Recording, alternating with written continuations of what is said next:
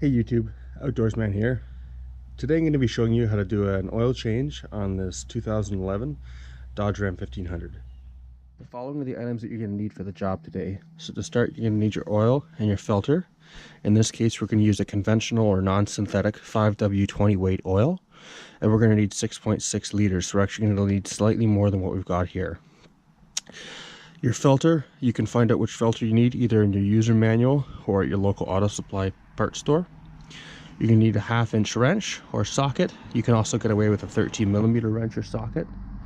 You're going to need an oil filter wrench depending on how tight your oil filter has been put on.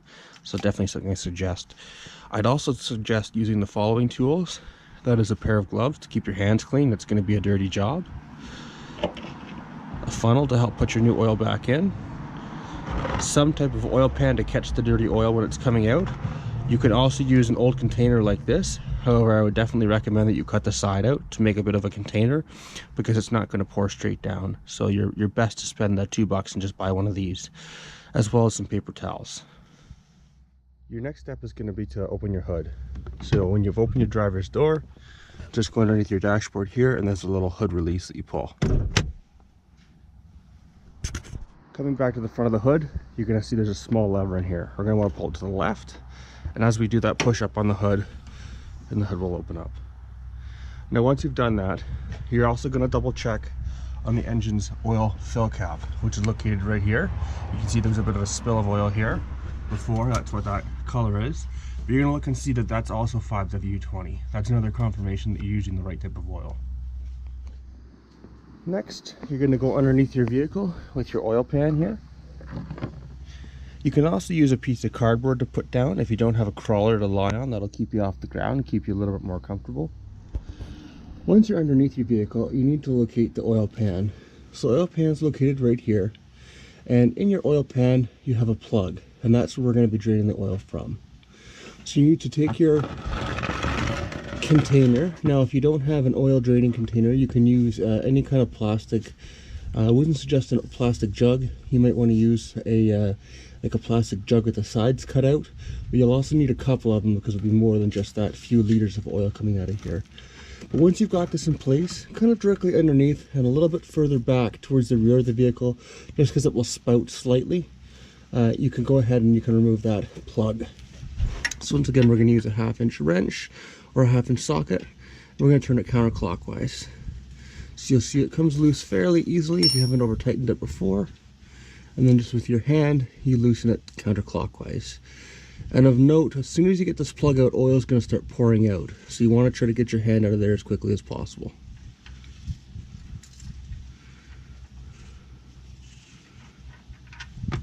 Like that. And you just want to hang on to the plug. You don't want to drop it in all of your oil and have to go fishing for it after. Alright, so just about all of our oil's out. So there's just a little bit of that last little tiny bit of remnants in there. So I'm going to go ahead and put the plug back in. And you're going to screw that in clockwise with your hand. And then just take a paper towel or a rag and just kind of wipe the excess oil that's stripped off there. Just to kind of clean that up. Then you're going to take your 1/2-inch wrench or socket and you're going to tighten it clockwise. And again, you just want to make it snug. You don't have to kill it. If you crank it too tight, you could damage the threads and then have to replace the whole pan. You don't want to do that. Your next step is going to be to remove your oil filter. Now these are two styles of filter wrench that you can get. They're actually, one is just bigger than the other. You can also get some other styles that are more of a cup that will go on the end of a socket that would unscrew the oil filter, but these are the types I'm going to be working with today, particularly this one here. And what that does is when you get it onto the oil filter and you start tightening it, this ring gets tighter. It grips onto the oil filter and allows you to remove it. Now you're going to need to locate your oil filter. So here's the plug that we just removed. So if you're underneath the vehicle, if you follow that up and then over to the passenger side, you're going to see your oil filter. So for this next step, you may or may not need your oil filter wrench depending on how tight it's been put on. So we'll try first by turning it counterclockwise. Now I got lucky because I haven't put it on too tight, so I was actually able to loosen it by hand, so I don't even need that oil filter wrench. What I'm going to do is I'm going to turn it counterclockwise, And as we do that, there is going to be a bit of residual oil held in this filter here that is going to fall on us. So you just want to make sure that you've got some kind of a drip pan or a piece of cardboard or something underneath to keep your driveway clean. So I'm going to go ahead and turn this counterclockwise.